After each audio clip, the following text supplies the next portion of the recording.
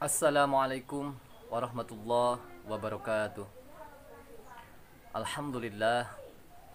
Alhamdulillahillazi arsala rasulahu syahidan wa mubassiran wa nadhira wa da'iyan bi'idhihi wa sirajan munira. Allahumma salli wa sallim ala abdika wa rasulika sayyiduna Muhammadin sallallahu alaihi wasallam wa ala alihi wa ashabihi allazina nalu khairan. Amma ba'd. Puji dan syukur marilah senantiasa kita panjatkan kehadirat Allah Subhanahu wa taala. Salawat beserta salam marilah kita limpah curahkan kepada junjungan kita Nabi besar Muhammad sallallahu alaihi wasallam. Sahabat semua, hari ini saya akan berbagi tentang tafakur saya pada kesempatan kali ini dalam rangka rutinitas menanam pohon cabai. Jadi apapun yang ada di muka bumi ini selalu menjadikan pembelajaran untuk orang-orang yang berpikir. Nah, buat sahabat semua, kalaulah dari pemikiran saya ini bermanfaat dan ada baiknya, itu semata-mata adalah karunia dari Allah Subhanahu wa taala. Dan apabila ada salahnya, itu semata-mata adalah kebodohan dari saya pribadi. Sahabat semua, kalau kita perhatikan, lihatlah pohon cabai ini ya, yang saya tanam beberapa bulan ke belakang, dan hasilnya sangat luar biasa. Bisa tumbuh subur, memberikan hasil buah yang begitu besar, daunnya lebat dan terlihat sehat. Nah, dari situ saya perhatikan ada yang namanya hak dan kewajiban. Setiap manusia dilahirkan di muka bumi ini adalah untuk menjadi pemimpin, baik itu pemimpin untuk dirinya maupun pemimpin untuk keluarga dan orang lain. Nah, kalau kita lihat pohon cabai yang saya tanam ini bisa berbuah lebat, sehat, dan subur. Itu dikarenakan faktor yang pertama adalah kita sebagai pemimpin, sebagai petani, sebagai seseorang yang menanam pohon yang akan kita tanam, salah satunya cabai, harus tahu pemberian hak-hak terhadap pohon cabai tersebut.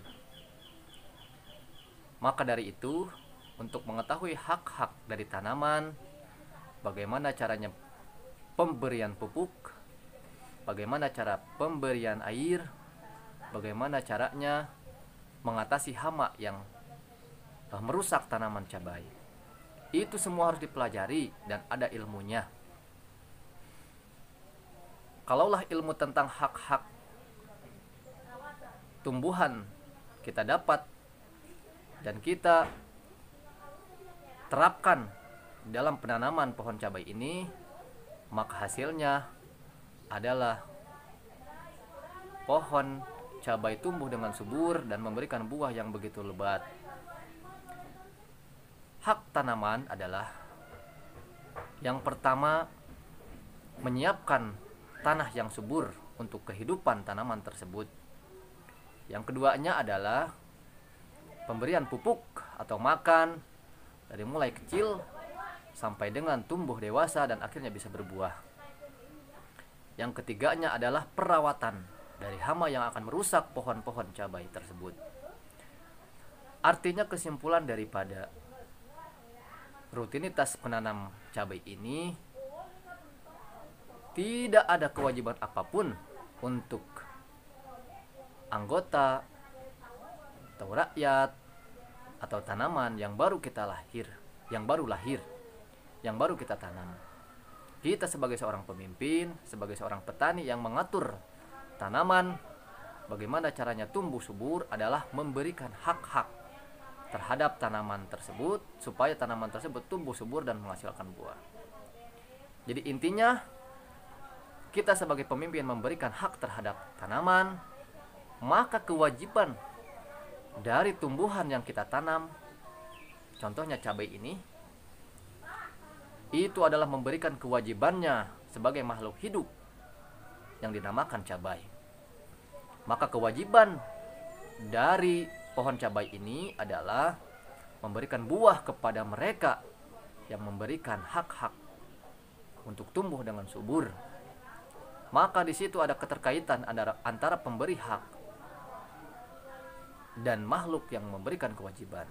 Kita sebagai pemimpin memberikan hak-hak tumbuh dengan subur, maka yang namanya tumbuhan memberikan kewajibannya bagaimana mengucapkan rasa terima kasih kepada manusia atau kepada pemimpin, kepada petani yang telah merawatnya sehingga dia tumbuh sehat, tumbuh subur, dan akhirnya tanaman cabai bisa memberikan buah yang begitu lebat untuk pemimpinnya atau perawatnya.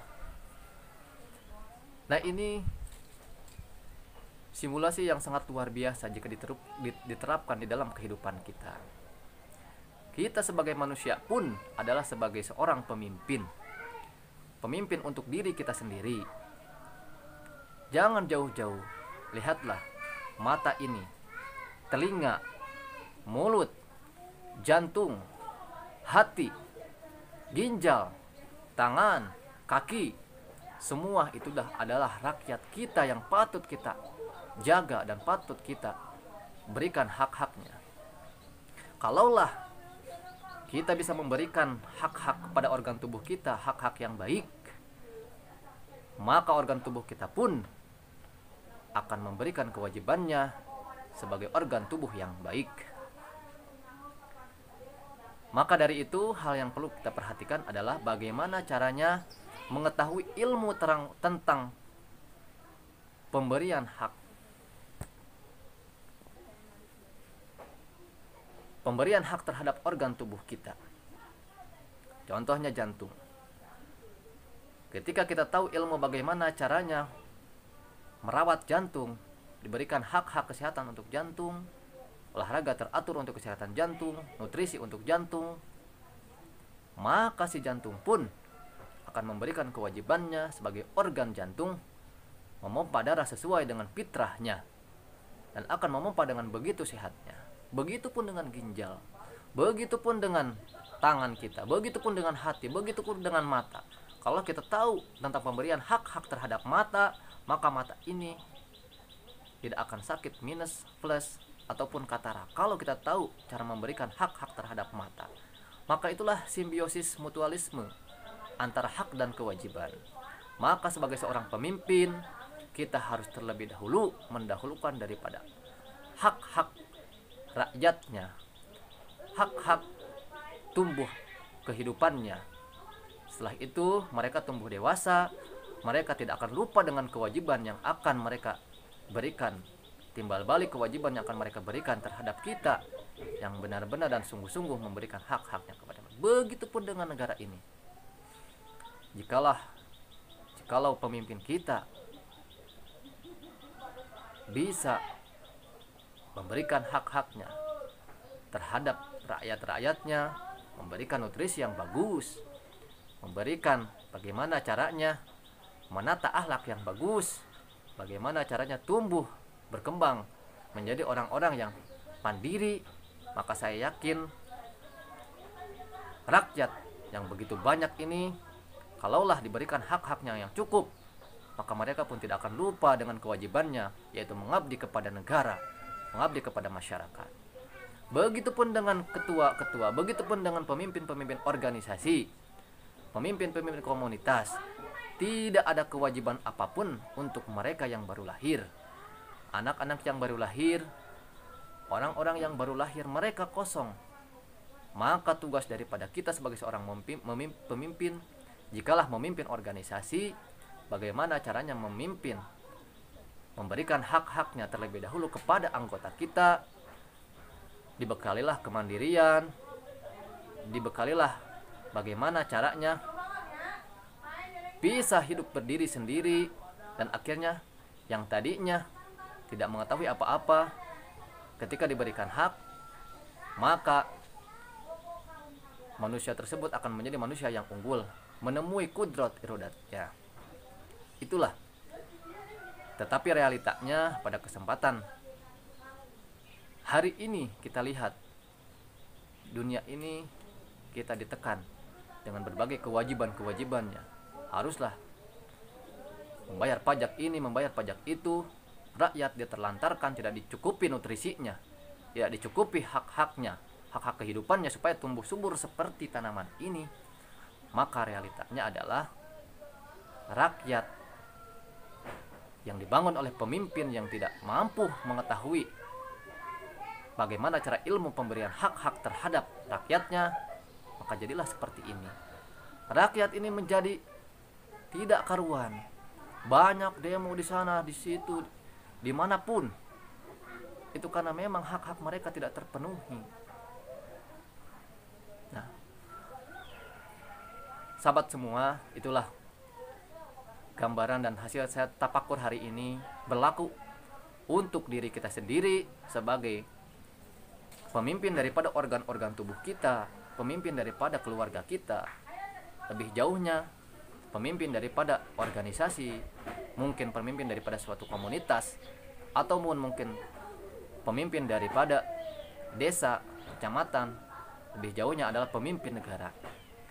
Maka hasil tafakur saya kali hari ini melihat tanaman cabai ini tumbuh dengan subur adalah bagaimana yang terpenting memberikan hak-hak kehidupan yang layak terlebih dahulu, karena kita adalah seorang pemimpin.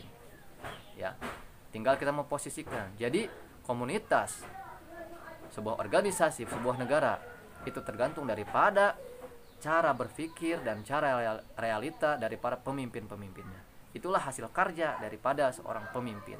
Kalaulah rakyatnya maju, rakyatnya sukses, maka karya itulah adalah karya dari seorang pemimpin. Lihatlah Muhammad Rasulullah. Umatnya sampai dengan belahan dunia, ajarannya, ajaran keilahian tersebar sampai dengan seluruh dunia. Berarti beliau adalah salah seorang manusia yang bisa memimpin dirinya, memimpin keluarga, dan memimpin umat sejagat raya ini. Terima kasih, semoga apa yang saya share hari ini bisa bermanfaat untuk semua kalangan, baik kita sebagai pemimpin diri sendiri, baik sahabat semua sebagai pemimpin organisasi, pemimpin komunitas, pemimpin negara. Dahulukanlah ilmu-ilmu tentang pemberian hak terhadap rakyatnya. Organ tubuh kita berikan hak, mata kita berikan hak kesehatan, jantung kita, paru-paru kita, semua berikan hak. Maka mereka, jantung kita akan memberikan kewajibannya, memompa darah dengan baik, paru-paru memompa oksigen, mengeluarkan oksigen dengan baik, ginjal menyaring darah, menyaring racun-racun dengan baik. Ketika kita memperhatikan hak-hak terhadap rakyat-rakyat kita, rakyat di dalam organ tubuh kita, ya, ini semua tuh organ tubuh itu adalah rakyat kita. Begitupun dengan tanaman cabai ini bisa tumbuh dengan subur adalah karena memang diberikan ilmu tentang bagaimana cara pemberian hak terhadap tumbuhan ini. Oke, terima kasih. Semoga apa yang saya sharekan hari ini bermanfaat untuk semua. Salam sukses. Assalamualaikum warahmatullahi wabarakatuh. Merdeka.